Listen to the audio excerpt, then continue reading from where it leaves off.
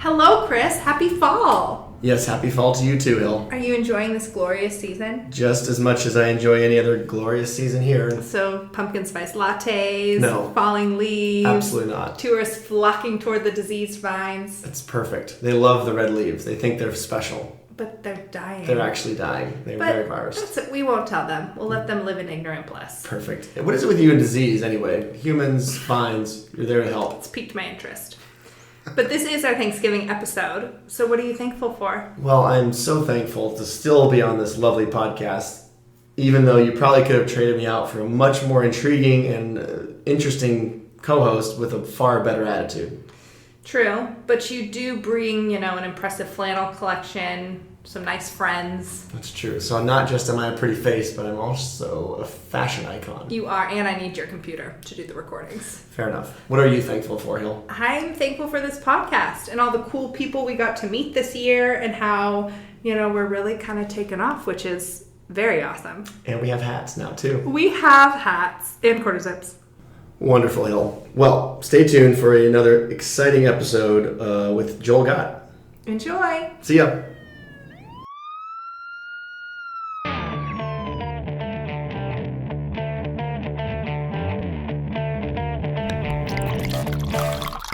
Welcome, everybody. We're back with another fabulous episode of 911 Wine. We sure are. Thanks, Hill. Welcome. Appreciate you always starting this off. Your energy is spectacular. Someone's got to bring it to the table. Far better than mine. Who do we have on today? We have a very, very special guest. It was one of our, guests that we really wanted, that we thought was a bit of a reach. Dream guest. Like when you apply to colleges and you apply to, Chico and Yale. This is our Yale. Early decision. Joel Gott is our Yale. Wow, that is a quote. That might be the title of this episode. It might be. Everybody, we have Joel Gott on today, and if you're anywhere or anyone who's a fan of San Helena knows Joel, and we're just really happy to have you on today. Obviously, Gott's the best place to get a burger in San Helena. Mm-hmm. He was born in Napa Valley, raised in San Helena. At San Helena Hospital? Yeah, with Ann Cottrell. Well, there we go. We made the San Helena birth announcements, not in the police log, but in the birth announcements. Very nice. The San Helena Star, they're always ready for us. Knocking out of the park. Yeah. Looking for anything to write about. But raised in the foothills of California, started at Kenwood Winery, started Palisades Market in Calistoga, which was kind of the beginning of all of what we think of as Joel Gott Enterprise here, and then Wine Brand in 96, Gott's in 99, and it's been a steady trajectory up ever since. So thanks for joining us, Joel. Yeah, well, thanks for having me. I'm excited. Anything for San Helena. I think a podcast from down in the middle of San Helena is the way to go, right? We need to tell more people what goes on here and why it's a great town to be in, and so fired up. Cool, right on. Before we really get started, I want to thank Hillary for setting up this awesome charcuterie plate. That was great, well done. Oh, and we always supply our guests with food. 9 times out of 10, well, actually not 9, probably 2 out of 3 times it's Gott's. Mm-hmm. But I decided to change it up a little bit today. We got A&W. All right. So I don't know, Joel, if you've ever had A&W? Yes. Best burger in town.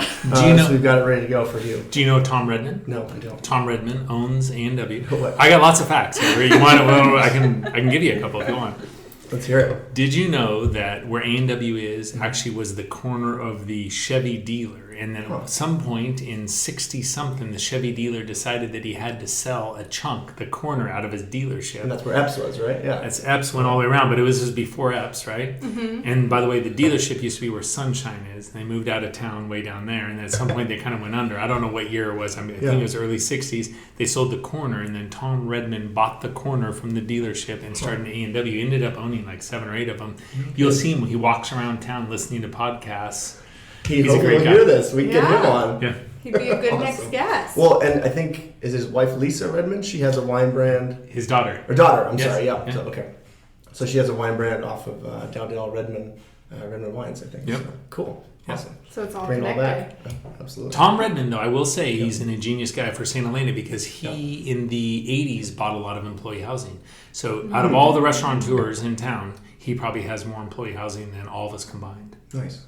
Wow. So that's important. Meaningful for city of St. Helena. Yeah. Absolutely. Cool. Right on. Well, shall we get into it, Hill? Yeah. So we're going to be doing August of 2021, obviously. And then also August 1986, because that's kind of the year that you started the wine. Correct. So I figured it All was a right, good well throwback. So starting off with 96, we have one. Officer finds a bouquet of flowers in the street at Main Street in Pine. Officer brings flowers into the station and will be placed in a vase and destroyed if not claimed. Wow. That's a bit aggressive. I know. I would be fine if they just dropped them off at my house instead of destroying them. I'll take the homeless flowers. And a minimum, like composted. Yeah, exactly. Or at least enjoy them for the week. Here's another bit of commerce that should not be destroyed. Friday, August 27th, 12 o'clock, report of a beer truck blocking Money Way. Police made sure the truck was in a proper area for loading and unloading. Thankfully, they didn't say they would throw away all the beer if they didn't come back for their truck. At military time, 1801, police removed a rattlesnake from the backyard of Elmhurst Avenue. Not Destroyed. Not animal control? Does The not say it police was did it. destroyed or Thank says God. police removed. So Okay. didn't call in the city maintenance. Have you ever had any animal trouble at any of your restaurants or at Gott's? Or? Oh, yeah, I'm sure we have. I'm just trying to think like what would be appropriate to say. I would say, what's interesting is when you have a restaurant that has a lawn, right? Mm-hmm. And people like to bring dogs. But other people that are dining there don't like dogs on the lawn. Mm-hmm. And then the health department definitely doesn't like dogs on the lawn. But then you piss off the people that are the dog people that bring the dogs. So, yeah, we're in a constant dog battle there. Dog battle. Yes. Well, it's a great spot out there. So now. are dogs allowed? Technically, no. Dogs are only Okay. allowed in the gravel area, the north dining area. Okay, that's good to know. Yes. Because I definitely didn't know that. Me neither. But we don't enforce it. I mean, Okay. there's no way to enforce it. We have dog bowls everywhere. But, so we put up the signage and that's what it says. Okay. Very cool. Nice. Also, no ball throwing because balls have landed on tables and we get people mad. So, as long as we have the sign up. Okay. Perfect. Right on. Yeah. Yeah. So how did you start? I mean, the start of your kind of entry into the food and wine market was really, what would you say, Palisades? When you Yeah, so in tell us about that. September July 24th of 94, Mm-hmm. my brother Duncan and I opened up Palisades Market. We bought it from two people up there that had started it and kind of gone under. So we actually bought the inventory and took over the lease. And then, we didn't know anything. I was 21 at the time. And we just kind of built, and we had a little teeny deli counter that was maybe the size of this table, 6 feet long, and had a produce section that had like 3 cases, and we sold produce and hippie food, and then all of a sudden decided that we didn't like the deli food. So you learn really quick, right? You make better deli food, and then you go to somewhere like Oakville Grocery with your Polaroid, and you take pictures of what's in their deli case, and you go back and recreate it. So we built that business based upon just like gut instinct of trying to figure out how to run a deli and have a wine section. And Bruce Nyers from Kermit Lynch came in and said, "Hey, you should really carry some French wine." And then Bo Barrett from Montelena was like, "Hey, look, you buy more of the French wine, I'll buy it." And then people along the way like Bart Arajo, "Hey, we'll sell you 2 bottles of our cab to put on your shelf." Wow. It's like, $45 cab, it's never going to sell, right? So, that was early 90s. And so we kind of built a funny little wine section, and produce got better, and we worked with Forney Brown all the time. And it was 101 business. Cool. And it really became popular in Calistoga. It was a huge hit. I totally remember growing up. Yeah, going absolutely there. going there all the time. Yeah. It was good. It was like going to business school. Learned how to make payroll, learned what HR meant, learned how to keep the doors open, learned a lot of valuable lessons along the way. And then that really was the repercussion of all the other businesses. And we kept it all the way until 2005. So it was 93 through 05. Cool. Nice. Right on. And then the wine brand started in 96? 96, Yep. because my then girlfriend, Sarah, who I met at the market because I bought tomatoes from her mom. Very nice. So I met Sarah in 95. And in 96, I convinced girlfriend, who was the enologist at Joseph Phelps, said, how hard could it be? My dad runs Sterling. I could buy some used barrels from him. You kind of understand all the chemistry behind winemaking. And I'll call around, I'll find us some Zinfandel. And so we started making Zinfandel in 96. 97, we added Sauvignon Blanc. 98, added Syrah, which Syrah still doesn't sell. And 99, added Chardonnay. And, just kind of grew and grew and grew until it's become a large business. Yeah, incredibly popular. Yeah. And then you partnered up with, was it Trinchero family. Yep. All right, you ready? I'll confuse you, right? So let's hear it. So in 2003, two of my friends, Roger Scomania and Charles Beeler, wanted to make high-end, like $100 Pinot. And I convinced them they were going to call it Three Kings with Ted Lemon, but they decided that wasn't going to work. It's going to be like $100 wine. And so I met them, and we were joking around about, well, let's just call it something. We'll make cheap wine. We'll make jug wine.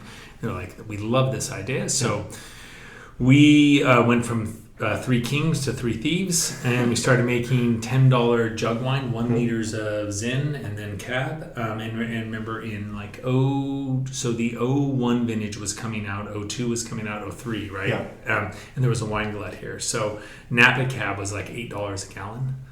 It's unthinkable now, right? Wow. So we started. Yours for, right? Sure. So we started buying from lots of wineries up and down the big guys. Everybody we all know had excess, and so we'd buy it. We'd make these blends, and we'd release 10,000 cases at a time of a Cab in a 1 liter jug, and it went viral in today's terms. And year one we did like 120,000 cases, and it grew really fast, really big. It was out of control. We owed more money than we had coming in, and we couldn't have glass, and I wouldn't pay people because I could never find invoices. And we were just doing this like out of our, at the time, like I'd say out of our phones, but it's like out of a yellow notepad. So by 05, we got big enough that we had to sell, and our friends at Constellation were interested, some other people, but it never made sense because we would lose control of the brand. We talked to the guys at Trinchero, and they were super interested in it because it gives some diversity, and there was a wine glut, so another way to sell wine. So we partnered with them, so they bought half that brand. So since 05, we've been friends with them. My family's known the Trincheros forever because we used to sell them grapes. They actually bought a winery that my grandfather owned called Montevina up in the Sierra foothills.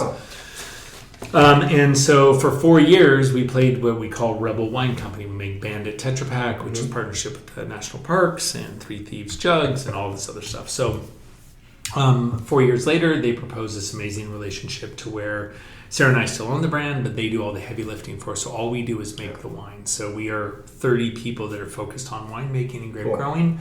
And Trinchero does all the really hard stuff. I mean, distribution, marketing, and accounting. I mean, it's all the hardest parts of the industry. That's a great deal. Yeah, it's great. Can we get someone like that for the podcast? Yeah, I'm working on it, okay? More interns. I was going to say shout out to Emma, our first intern. Thank you, Emma. You're killing it with our social media and marketing. But that's incredible. So there were so many wine brands that kind of, well, not so many, but there were some really good ones that came about in that like 99, 2000 time frame, and they just hit it at the right time, the right place. Do you think that if you try to do that in 20 years later, you'd be able to have the same success, or was it just right timing, right people, right ideas? It's different. So Joel Gott Wines is old enough. We lived through a couple of variations of ourselves, right? So we started off small, making 300 cases of Zen, and then, we figured out different veins in the wine industry that we wanted to play in. And today's world, we're a much different creature than we were even 5 years ago or 15 years ago. So it's hard to say. I think we opened up at a time when it was easy to open, right? So we were making wine, and Napa Wine Company was much cheaper to do custom crush and all this stuff. But each time we wouldn't be here if it wasn't for a key moment in time. It wasn't like if we hadn't been able to buy some of the grapes or be at Napa Wine Company, or if we hadn't had the success that we had in the state of New York or in Texas, would be the brand we are today. And then with the heavy lifting in 09 that Trinchero provides, where we have distribution everywhere. And if we hadn't had like the crisis in 08, 09, remember, because in 08 and 09, as the economy went like this, went down, people started buying less expensive wine. So I don't know, name it, like the Duckhorn Drinker went from a $35 bottle of red to a $20 bottle of red for their nightly beverage.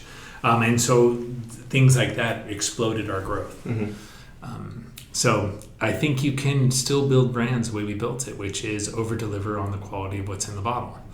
And if you can do that for the price, then you usually win, because you can't trick a customer too many times, right? I mean, it can be a fancy label, but if it's not fun to drink and at a price you can afford, they're not going to go back. Yeah, correct. Yeah, absolutely. Good advice. Cool. All right, Hill. I've got a log. Hit the log up. A motorist lost an Amazon package in the eastbound lane of Zinfandel.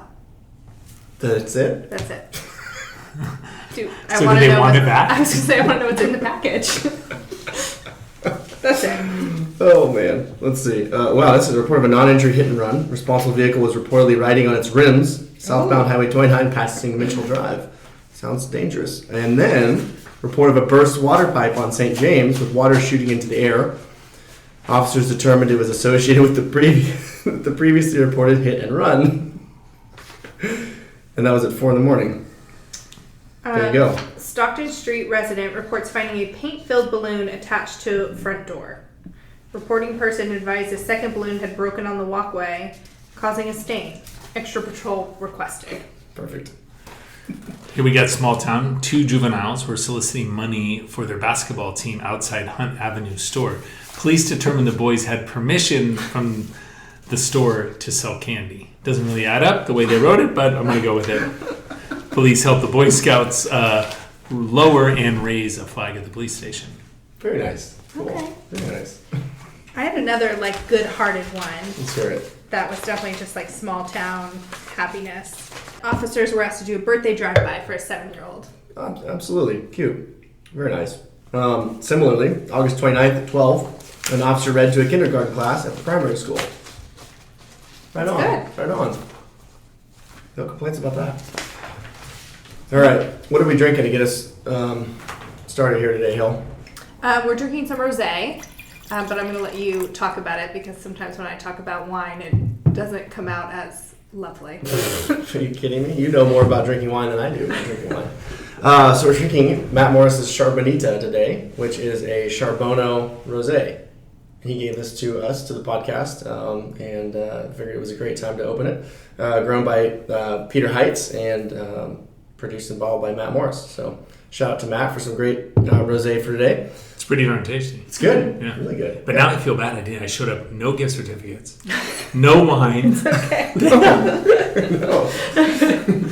Tell me that John Charles didn't come with a massive gift. He probably bought you flowers. He did not bring me flowers, unfortunately. He gave us champagne to take I home. think I already drank it. I have some, Oh, here's one. Oh, And you bad have guess. the Bad guess. JCB number 11 Pinot Noir. and then some bubbles. Yes. All right, so this means I have to over-deliver on the rebound here. I see you've got some mezcal down there, so I'll make a dent in mezcal and sparkling wine and gift certificates or something, right?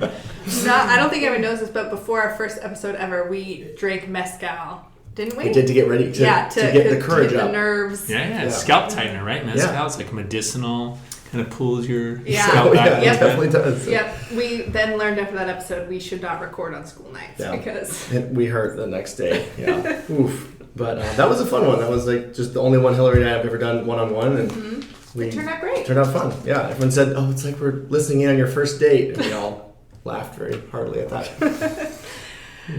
What about a case of craft beer valued at $350 was stolen from La Fata? I thought you said crap beer. Craft. La Fata Street? I don't even know where that is. Well, Do you know where it is? yeah, that's down by Central Valley. Oh, So okay. it would have been Mad Fritz. Oh. A possible Of course it suspect was said to be wearing a bright yellow shirt. It had to be Mad Fritz, yeah, because he's got his brewery right down there in La Fata. It's only a $350 craft beer that comes in a case, I right? was going to say, So- do we know of any other? This burglar did not plan ahead with his attire. Not at all. A bright yellow shirt. No. So, but you guys actually carry Mad Fritz at Gott's, right? We do it seasonally, so we'll bring some on and try it. I've tried it. I love Niles. I mean, he's a great guy. Love his wine, So beer, good. everything. And we just haven't figured out a great way to sell it. Because it comes in 750s, right? Comes in 750s. We also have tried kegs, but it's like we're not doing it. We're not doing it correctly because we're not getting the consumer to go oh, I want one of those. Yeah. They just see 6 ounces of beer for $15, right? And so they don't understand the dollar per ounce. Yeah, And, and how well that beer is made. And, that's really cool. And this the labeling and the branding he has on it. water fantastic. source, grain source, Yeah. history, Really super cool. neat. So he's good. He's very sharp. What is your favorite seasonal item that you guys have? Food wise, I would say the stuff that probably gets the biggest traction is whenever we do Dungeness crab stuff over the holidays is always really popular because that's usually crab seasons after Thanksgiving and kind of by the end of January it's done. So that's popular. I personally like chicken parm. That might be the most gluttonous thing that we put on the menu. And then whenever we have something that is either a wine special or a beer special, because I usually know whoever's making it, it's just fun to see if things work. Because not always, it doesn't always work. Like we've never been able to sell anything out of a can. If we try, unfortunately, I'll say like White Claw, right? I mean, sure, it gets people into the alcohol category, but it's probably not the sexiest thing to sell, but they sell. So I'm like, okay, well, let's try canned wine. Couldn't give it away. We tried all sorts of stuff. We just tried with the Oulettes. Mindy and Michelle, we did the Lorenza spritz cans, and those actually sold really well. And they have a great following too, which I think helps. Yeah, it's the first time we've gotten any traction in that. But then other weird stuff will sell like we never thought would sell. So and that's like a perfect spot for outside drinks. Get a can and you're there. Were you gonna say your frosé? Frosé. So we bought one frosé thing. It was almost like an inside. It is so good. All our friends have like frosé comparisons through the valley, and yours is definitely top tier. Whose rosé are you using? And if I brought you a gift card, loser. So anyhow, for all future guests, please show up not empty-handed like I did today. So we actually use the one so we have a brand called Bandit. Which is in Tetra Pak, and we make all sorts of different varietals, but we do that in a way that we're able to charity or donate back to the national parks and 1% for the planet, and POW, Protect Our Winters. So it's great. Now, the reason we use that rosé is because we control the winemaking of it, and also... I'm sure that'll be on the log at some point. Medical aid on Hunt Avenue. Yeah. Go ahead. So anyhow, and we go through so much of it. I hate putting that much glass in the recycling. So this is all Tetra Pak, which is recyclable. So, well, that's one thing that you guys are so good about is like you've got the segregated, garbage cans, and you don't, everything is sustainable use, and the plastic is made from corn starch, right? Well, hopefully we'll be. I mean, but the dream is we get out of all the PLA based items that are compostable, but we want to get to all paper. Okay. So we're going to move over to paper cups. We're going to move over to more reusable things like the beer and wine glasses, and then eventually, like the little portion cups that like Ranch comes in, they'll be in little paper ones. Okay. Except the lids right now are disastrous. No, it's such a great model for like setting an example for people to follow. It's really cool. So. We're fortunate enough because we can charge enough, right? Like that model, it doesn't work everywhere. Right. Because like some people, right, the goal was always that you would have, from somebody that just wanted a quick burger to a farm worker to somebody that's here like LeBron James doing a Napa Valley tour, right? We want to cater to everybody. And I don't know if that model works everywhere, but that's kind of the dream. Sure. Right place, right time again. Nice. So what's next on the horizon? You've got, obviously getting the station up in the last 2 years, which has been great. And what's going on after? What's your next? Next is we have the building where Cindy's was, right? Railroad Avenue. So next will be to figure out how to make sure that by next summer we have Railroad Avenue open and running. Wow. I think it's super important for all of us that live in town that we use every single space we can. So I feel guilty that, we've owned it for 3 years now. And we got pretty close to opening, and then the pandemic, and there was just no way this summer we wanted to take the risk and just, anyhow, I digress. So the goal is that by next summer we're up and running. I don't know how that'll look, if that'll just be us, or it'll be a partnership with somebody, or we'll be a landlord or an involved person, but we'll have a restaurant there with a bar. Cool. And we want to make sure that alley gets used. So yeah, it's a cool space. Yep. We both wanted to ask about that. Like, how do we bring up Cindy's? Because it's such a perfect walkable spot in town. Yeah, hey, look, if you guys ever want to do your podcast from the top floor, it's got great views. And, cool. You're welcome, even when we're not open. So when you open it, I was going to say, when we go truly viral, we'll partner with you. It's no big deal.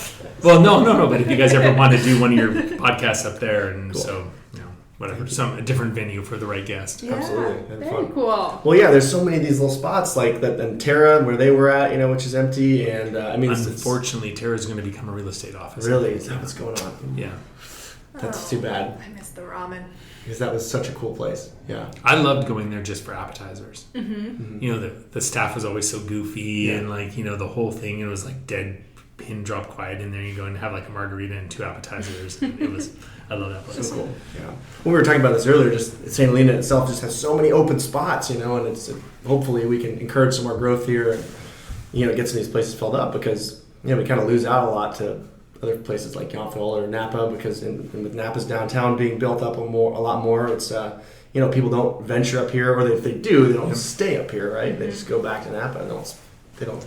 Well, I think the management of the city is in a good place to be able to let more creativity happen, right? Our city manager, Mark, is a great guy. He's motivated. I think that the council is really good. And Ellsworth as our mayor has done a good job through chaos, right? Fires and pandemic. I mean, there's no win situation, a lot of that. And so at a moment in time, like we should have, or we do have the ability to do pop-ups a lot easier. We have the ability to get things approved. And we have a motivated group of people that live in town that want more. Good. I hope so. Yeah, that'll help a lot. Yeah. I'm excited to see what's coming. Absolutely. Every town kind of has their little patron chef or whatever. Yountville is like Thomas Keller, but I think St. Helena is really Joel Gott, man. That's like the guy who like puts energy and effort into the city, and people love it, and they makes people want to. But if you look at what we have going on downtown, right? So if we could if Archetype opened up for next summer, if we get Cindy's open up for next summer.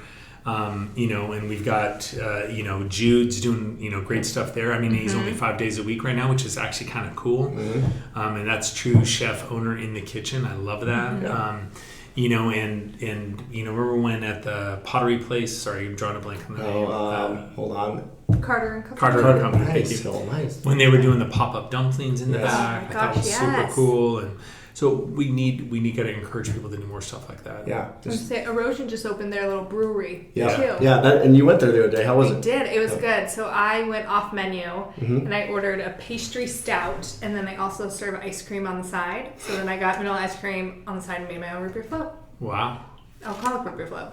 But it was great. Highly recommended. Yeah. No, I think that is a perfect spot. And the bean dip was fantastic. Perfect spot for that because there's enough wine tasting places in St. Helena, and they've got the brewery now, and it small connects bites through the back to their winery side. Perfect. With that cute little courtyard right in the back, I always forget about. And you can sit back there too. Cool. I think so. I might be misquoting myself, but I'm pretty sure. We'll have the Erosion folks come on. They can give us the. Well, and the other cool stuff in town too is what we have going right across from the station, right? From the cafe to Helene Food to Daniel with Via Corona is great. And if we think down south of us, right, the two big guys, right, with Farmstead, I think Farmstead, what he's created there, it's freaking awesome. Amazing. I mean, we needed that in town, and they knocked it out of the park. And I think what Christopher's done with Charter Oak, see they got a new sign out front. I did, yeah. Looks great. Great. Awesome. And you see that he's opened up a delicatessen down at I am Market. so excited about that. Right? Yeah. Lovski's? Yep.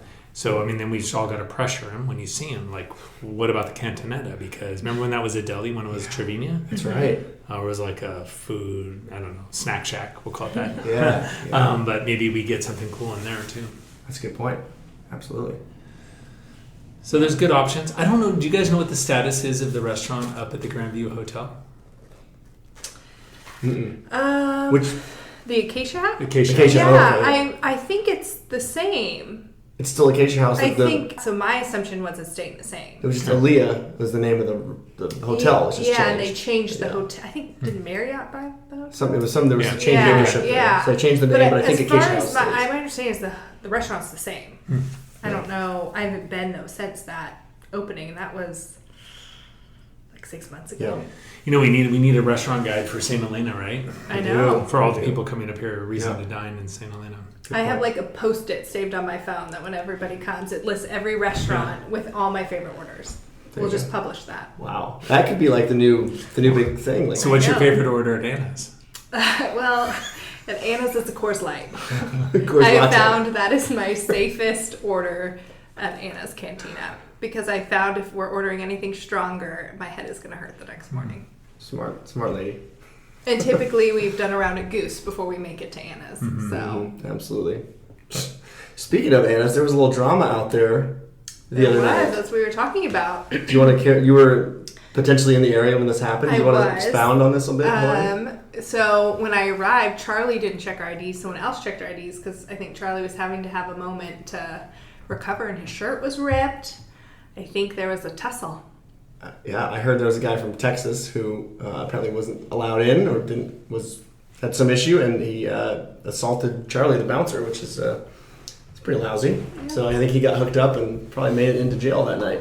Had a nice sleepover. A little sleepover on the floor on the concrete. It's a nice thing that we have our own police force to make sure that we don't have those type of things in our lovely little hamlet here. It's wild, but yeah, it was quite. I remember walking by it, and something was going on, and you were able to get the details, but. Yeah. I mean, I love Anna's, and I think Charlie does a great job. Sometimes too good of a job. Very thorough. Sometimes not everyone quite makes it in the door, which is confusing, but that's okay. All right. Hey, when you got the power, right? Yeah. I mean, so hopefully everything's all right with that. But yeah, and interesting. Yeah, that's the most excitement that had happened in St. Helena since. You know what I don't know? Wait, does Anna still sell food? Yes. They do? Someone was there the other night and they ordered a hot dog. How do I not know about this? You've never had a hot dog at Anna's? No. I mean, I guess it's no. I've had a hot dog at Kelly's. I've had a hot dog at Gott's. I haven't had a hot dog at Anna's. I think they started during the pandemic because we, like a group of us girls, went there for dinner one night. Wow. We went and got beers and hot dogs. I thought it was just a pandemic thing. Well, when I was like your guys' age or even younger, they had Mexican food in there. So you can get a burrito during the day. Cool. I wish they kept that all night. That's one thing. It could be sketchy. Yeah, true. St. Helena does lack late night food. I had a friend come visit this weekend and she was telling her boyfriend, like, that's the one thing they don't have. Like, after a few drinks late at night, like, there's no place to go to get. I mean, the latest thing open is Gott's, I think at like 9:30, right? Yeah. Yeah, I think that's my go-to every time if I miss something on. I'm hoping for more of like an 11:30 midnight spot, but that's okay. Those are your hours, Hill. I guess Chip's at the 76. True. Most of the time it's not me out having fun. It's like I'm just awake at that time. I would like a snack. Well, luckily, let's see. Here's a good entry on the 30th of August at 1439. A Signorelli Circle resident reported that coyotes hang out at her back gate and frequently come up to her porch. She's concerned that they're not showing any fear of humans, and she's worried about letting her kids play in the yard. She said her neighbors are having similar problems. Police referred her to Fish and Wildlife. So hopefully coyotes don't bother anyone. I think I got one on the same that I can one it. up. At 11:36, a St. James Court resident found a long furry rodent under a blanket in a bedroom. It was a baby possum. The person who found it took it to Wildlife Rescue Center in Napa. Okay. A baby possum. Don't leave your doors open. They didn't want to keep it and raise it as their own.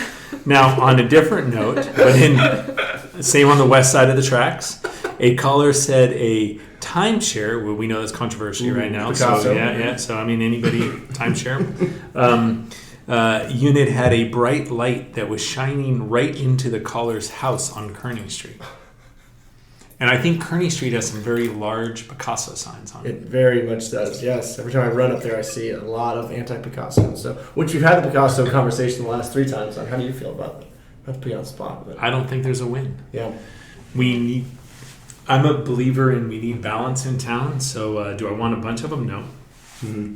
If somebody, like I don't know all the facts, so I could be saying the wrong things. I'm sure there's a side of it that if we had 2 or 3 of them in town, it might be good for town. Mm-hmm. But if we had 50 of them, I think it would be bad. Mm-hmm. Yeah, I agree. I don't know the data. I just know that, there's a big movement of anti-Picasso. So I bet you those people have studied it, and there's probably a reason why it's anti. Yeah, absolutely. Interesting. We'll see. Here's a good one.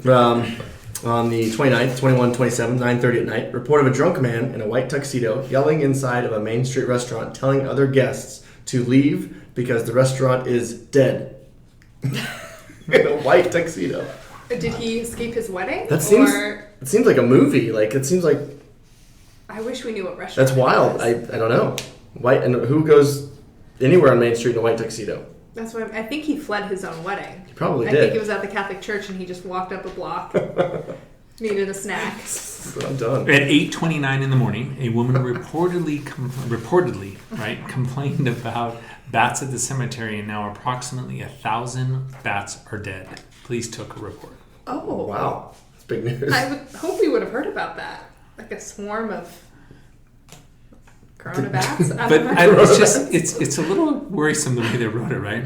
A woman had reportedly complained. So she may have. She might have been with the guy in the white tuxedo. She may have visualized those bats. Well, this person, I think, was out trying to fight the bats. A guest left a firearm in a safe. Police retrieved the firearm and brought it into the police station for safekeeping. Its owner arrived moments later to retrieve it. He was given a form to start the process of getting it back. I didn't really think about that. Like, if you leave your gun somewhere, there should be a process to get it. Well, you shouldn't leave your gun anywhere.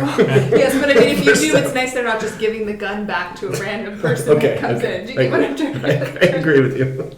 So if you leave your gun on the checkout counter at Sunshine, how does that all go down? Do you get in trouble for leaving it behind? It's a great question. I don't know.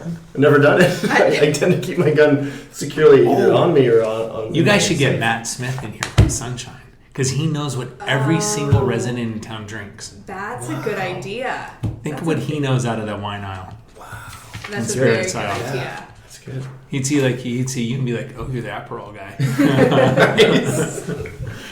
Oh, Sunshine's great. Do you guys have your wine in there? I'm sure Joel Gott's is very, very well. I love Sunshine.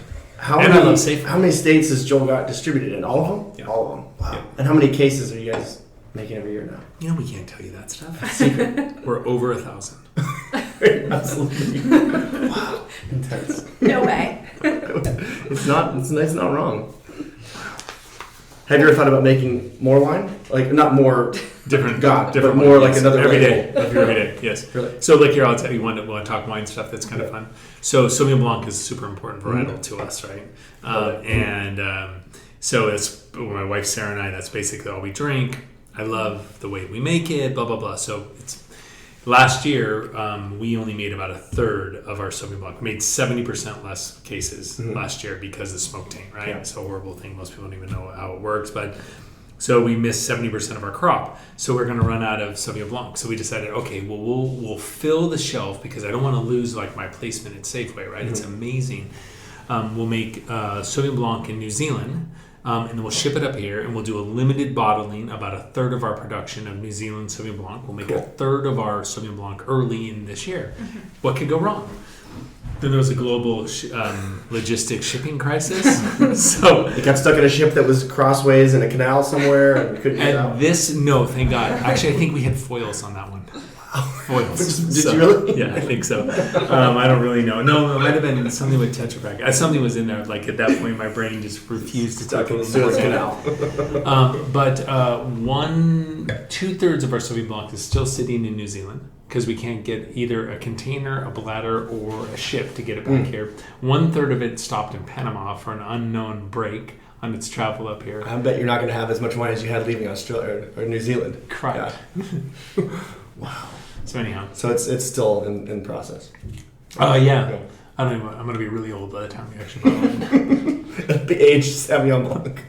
Someone said that recently on one of our episodes, that Chardonnay is what people come here to drink, but all of us that live here drink the Sauvignon Blanc. Yeah, everyone loves it, man. It's just it's fresh. I think it's the porch powder. It's more. When we get people Massican style of winemaking and Sauvignon Blanc, and then there's so many great producers, just right here in town, like Spotswood Sauvignon Blanc, all time iconic. No, it's really cool. And the history part of it's what I think we like the most. It's just knowing folks like you have been around for a while and been in St. Helena and have some history of the place. It's cool because you want to support those folks. Yeah. Appreciate what you're doing. Any other fun ones that you have? Here's one. So I have a question on this, Hillary. Saturday, August 28th, 22:50. It's 10:50 at night. A charter bus driver flagged down an officer to ask about Safeway's hours. Well, why did he not ask about the Hunt Avenue store's hours? That's a good question. Why do we have Safeway here, Jesse Duarte? Why are we saying Safeway? Change it to a Hunt Avenue store. I'm curious. Maybe because it was a specific inquiry. Jesse was taking paid time off that week. He did not check it. He didn't check. 2 trucks were parked at 5:05 a.m. at Crane Park, right where Farmers Market was setting up. No action taken. No action. Here's a good one. This one I don't know. This is secondary to the possum, but it's still pretty good. Thursday, August 26th, midnight. Report of a reckless driver on Highway 29 in Rutherford sticking his cell phone out the window and using it to light his way in lieu of headlights. Police checked the area. Nothing found. That is a strong iPhone camera. I have a great visual image of this happening. I mean, really quick, back to the possum. What would you have done if you had found that in your house? Right? Like, I have so many follow-up questions. Part of me thinks I would keep it. You wouldn't keep a possum, Hill. I might. I mean, taking care of Wally keeps most of your time, right? But that can't be that hard to raise, is what I'm getting at. I don't know. What do you bottle feed them? I mean, are they? I think so. There's probably someone's made a YouTube on this somewhere. I'm sure you I could find it. Rearing possums, the fancy way. And you could watch it when I need. Perfect. Fair enough. Anyway. So back to Gott. Sorry, but I wanted to ask about the expansion of Gott's because I was in Walnut Creek the other day and I went and had a milkshake and I was super happy. And they're in like Embarcadero, right there. So how did that go down when you decided to keep expanding Gott's? And thank you for doing it, first of all. So just a quick timeline. So open 22 years ago last Friday, right? September 24th. And so we opened not really understanding the business whatsoever. It was more like we were super excited to get the old hamburger stand, right? And it was like falling over. Yeah. We had saved up about $200,000 in cash from the market. We thought we could remodel it. We couldn't. It literally fell over. And we ended up spending $400. We borrowed money from Jack Daniels or Wilson Daniels. He's the only reason the place exists. Wow. We opened up 6 months later, and we had to take it serious because we owed Jack money and it was double our budget. And so we got super creative with the menu, and we worked with this guy Rick Robinson and a few other people in the kitchen, and it was like we would just joke around like, okay, what's Sarah going to eat? Well, she's not going to eat a hamburger, so let's make her an ahi burger, because I'd probably been to Mustards the night before and had ahi on crackers, and I was like, well, we can make that into a burger. Wow. And then it's like, what do you put on it? Well, I don't know, how about wasabi mayonnaise? Oh, that's brilliant, let's put some pickled ginger in it, right? It was just a lot of like very simplistic, creative stuff went on in the kitchen, and we opened at the right place at the right time. It was purely timing, and the people would pay for that menu and allow us to buy Gucci beef or to get grade A fish, or where we live, you can afford to do that stuff.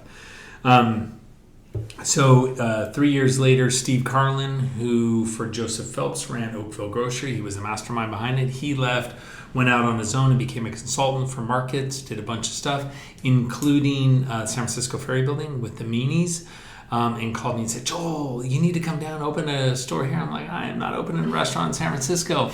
That's 63 miles away. I'm not driving there. Are you crazy? There's real restaurant people down there, not me.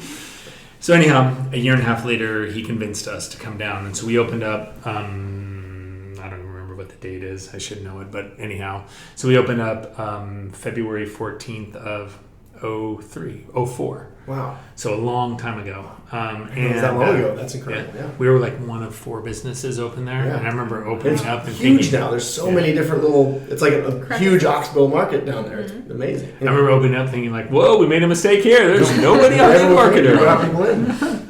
So anyhow, we opened up there, and then Steve said, hey, 2 years later, I'm building a market at Oxbow. So we opened up, and I got the dates wrong because I know that one was Valentine's Day. So that was February 14th of 08. Yeah. Great time to open right as the financial markets tank and people don't travel anymore. And then they closed First Street because they were doing the flood control district. Yeah, it was a shaky few years.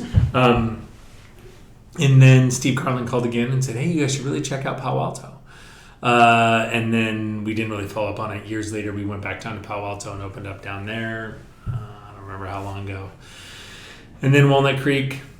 Walnut Creek was great because it's a triangle building, really great location. And we hired this firm, BCV, out of San Francisco, a restaurant designer. And they came up with this incredible space there, which I think is my favorite architectural restaurant. Yeah. And then a year later, we opened up over in Marin because the guy that runs the restaurant group lives in Marin, and he'd been coveting this one spot where the original Chevy's Mexican Fresh Mex was. Yes. Wow. And then we just opened up at the Chase Stadium. Cool. So, and we built that one a year and a half ago. Not really in a restaurant tour's way to go. You don't build a restaurant and you age it for a year and a half. Not ideal. But that damn word pandemic came in again. Yeah. Well, I think you guys had the perfect pivot to COVID because, you've got the outdoor space, you've got the outdoor line, everything seemed to work out. Well, it travels well to go. Yeah, it gets to go. So, I mean, I'm sure it wasn't, it seems from the outside looking in like it's, that's a great pivot and easy, but I mean, you guys put a lot of hard work into it. But the best thing what COVID taught all of us for our restaurant group, right, is that customer cares, right? Because we were losing money hand over fist, and every time on social media we would put it out there that all the wine you buy goes in the tip bucket, or, every dollar of revenue that came in went to the employees. It was actually like 200% of the revenue because we were only doing about half of our revenue covered payroll. Our payroll was we had to fund twice our revenue to even get to payroll. Stay open. Yeah. And customers came out, bought gift certificates, gave back to the staff, left crazy tips. Cool. And it kept the whole thing glued together for, the next 12 months. That's awesome. And that's what's so cool about being in a small town. Did the like same thing happen in the other locations, though, or did you have to close those? Santa Helena, no. The only one we had to close was the Ferry Building because the San Francisco shut down. Mm-hmm. But all 47 of those employees went to the other stores. So we kept every single person employed. That's incredible. So we have 400 employees and everybody kept a job. Wow. Not ideal, but and we had a super creative team and management team came up with ways to make sure that people weren't missing hours. So we cleaned everything 9 different ways to Sunday, and but as most restaurants, they couldn't be cleaner now. But the same thing did happen in most restaurants. People left bigger tips. They went out of the way. They brought stuff to us. So it was a super good vibe. Very cool. Nice. Well done. Well done on that. That's pretty incredible. Mm-hmm. What do you got from the old police log, Hill? Anything good? 90. Wait, what year did you choose 96. For the old police log? Why did you choose 96? We talked about this already. Did you already? Yeah, Sorry, I was missed blacked it. out. Yeah, you were way too excited. You were at Anna's. Chris came in halfway through the episode. Defending Charlie. Citizen on Monte Vista reports chickens cackling and roosters crowing loudly. Caller also reports fowl are flying off of the owner's property and into the neighbor's yard. Responding officer determines chickens are living in Grove Court and left message for owner. A neighbor advised that some of the chickens might be wild and living in the vineyard. Who was writing these at the time? Was it Jesse? It probably was Jesse. 96. 96, probably not Jesse. No, you know what? I think Jesse was around in 99. So it could have been. This is a creative entry. Very possibly. I wonder if these wild chickens still live today. Like they're on, Kauai. There's like chickens everywhere. I was just gonna say it's like Kauai, it's Santa Helena. the vineyard of Kauai.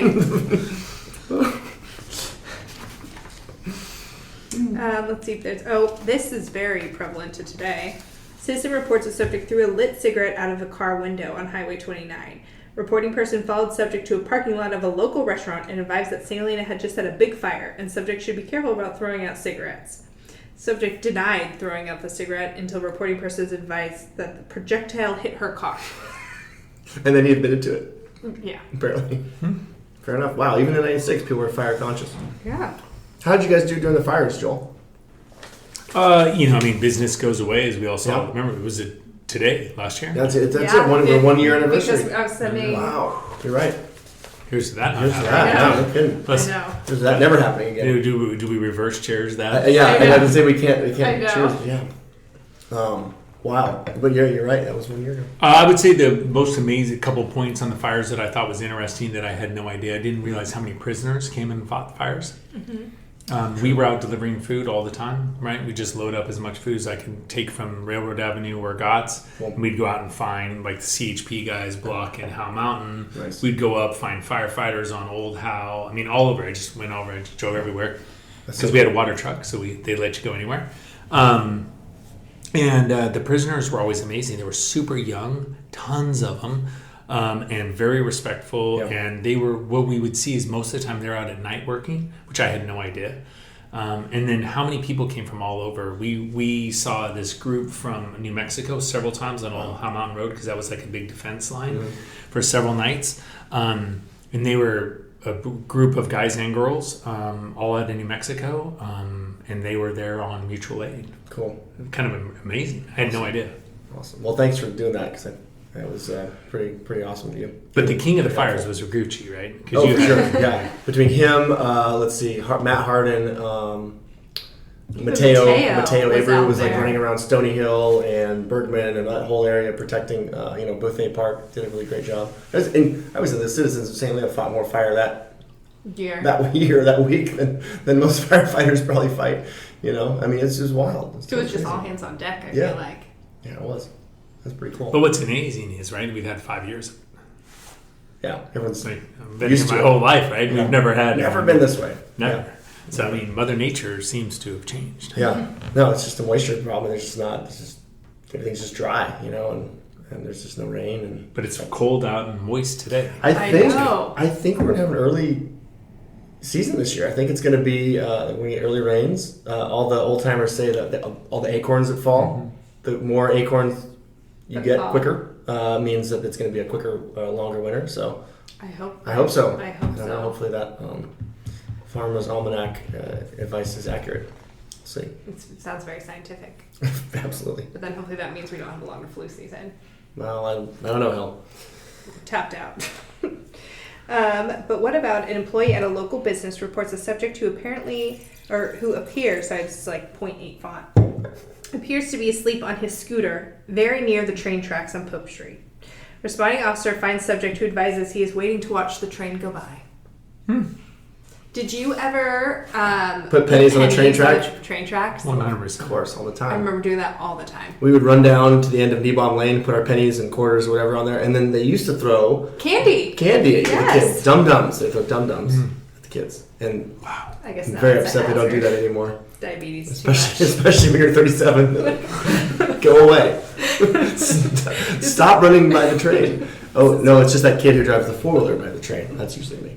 Oh, man. I got one for you here. Let's hear it. Okay. This would only happen on Dean York Lane. Report of loud leaf blower running on and off for 30 minutes near Dean York Lane. Oh, by the way, this is on a Thursday. On a Saturday or Sunday?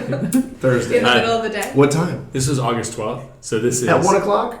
This is a month ago. Oh, Yeah. come on. Oh, get over it. Holy smokes. Well, speaking of loud noises, caller reports native Sons Hall. Oh, so it looks like they called previously. Anonymous caller requests information when party at Native Sons Hall will end. They let her know that advised permit allows music until 10 p.m. Caller then reports Native Sons Hall still very loud, and it's the most, in quotes, the most god-awful music, end quote, she's ever heard. Responding officer contacts sponsors, party now ending. What kind of god-awful music in 96 would you imagine? I don't, at 10 o'clock on a Saturday at the Native Run Sons Hall. DMC. It's gotta There's be- not many houses around. I know. I guess on the one, there's the apartments and like Mitchell, but Yeah. Well, it definitely has changed in 20 plus years. What do you think is the biggest change you've seen in the last, for your lifetime here in St. Helena, Joel? We need more change. You need more. I don't know. I mean, there's... Good question. I'm glad that Grandview finally became a hotel. We needed Mhm. that for a long time. There hasn't been anything big. Yeah. I mean, I remember when Southbridge was built. That was like the biggest thing, honestly, because that's the biggest building in town, right? The biggest building complex. And It is. I mean, down here, the vintage wine offices, all that, but you don't really see it. That was built about the same time, but that Mhm. was it. All these projects that are always coming never come. Yeah. So We'll see. Hopefully the Farmstead Farmstead hotel comes. I think that would be amazing for Yeah. tourists here, right? I mean, it feels great. It's farmy. Yeah. They do a great job operating what they operate today. Wines are great. They So- give back to the community a lot. Yeah. Good people. So yeah, I hope that makes it. I think it will. I think they're like in the final stages of planning and then getting ready to break ground hopefully next year. But that would sure be cool. So fingers crossed. It would bring people up here and they would stay and they would shop and it would bring more business here. So And probably the craziest thing that I've seen downtown is when they blocked off the end of your street here, Yes. the end of Hunt. yeah. And I know it wasn't that great, but I just remember thinking like, wow, that's aggressive for the city. Big news for St. Helena to Yeah. do something so it wild. was kind of It nice was. It was just to good, be able yeah. to go because when you couldn't sit in restaurants or they had such limited capacity, you could just take it to go and sit outside. Perfect. Yeah, and then like going to cook, I would always get to go or Yeah, that's what I mean. It I was would perfect, go yeah. and you could get a bottle of wine and Yeah. just drink it. Well, I don't know if you were I hope supposed they to, continue but- the relaxed liquor regulations. Those were helpful and very good. So I agree. Yeah. I think the state cocktail to go is still, I think that just came back up and it's still, what do you call it, available to use. Cool. So I think that permit is still there. Perfect. I hope we keep that forever. Of course. Like Savannah, places like that, you can Yeah, do that. I know. So I just, it's memories of like Cheers when they used to do that and you could walk around with your wine glass. Yeah, exactly. Yeah, cheers. Whatever happened to that? That's right. I think it got rowdy. It got rowdy, and I think there was a big question with the money, where money was really going, Really? and then, you know, we had winter and it went away and it just never came back. Wow. Too many people punched people and then, anyway. I think it was a lot of, we ended up with a bigger crowd from out of town. Yeah. And it was like the locals stopped coming. Sure.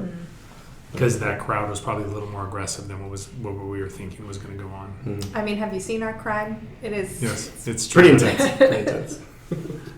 Anybody have one last one before we close out?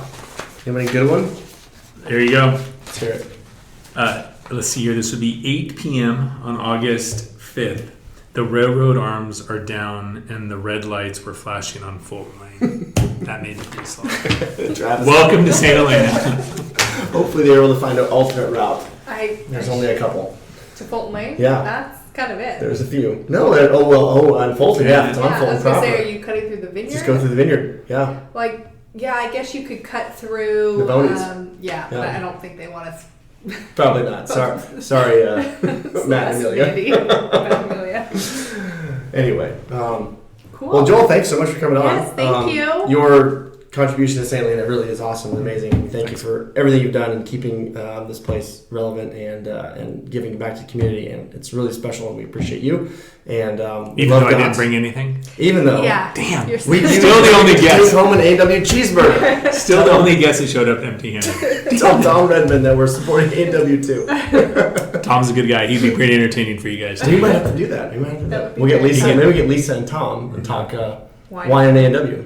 Yeah. Cool. Well, I mean, it would be cool is if you get Tom to give the history of A&W and the photographs, because the photographs are amazing. That's true. Oh, We was talking about that's like one of the last remaining A&Ws in California, I think. I mean, there's very few left. Yeah, is that one in Marin across from the Civic Center? Oh, yeah. That's it. Because you see it from the freeway. Yeah. And it's the only fast food restaurant in St. Helena. Yeah. Wouldn't let any others in. So, anyway, True. treasure.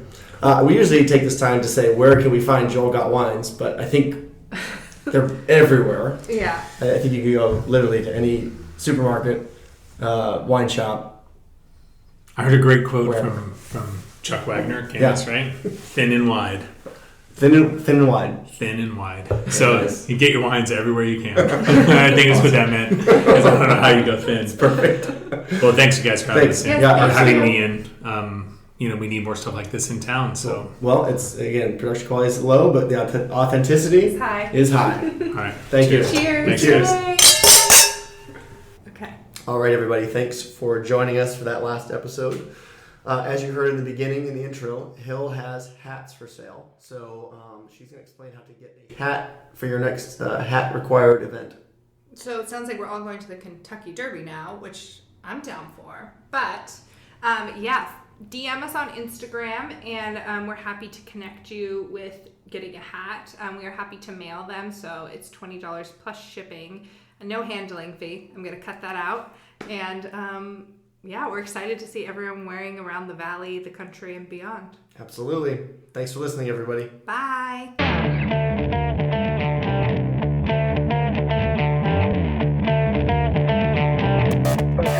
You enjoy your evening and be safe.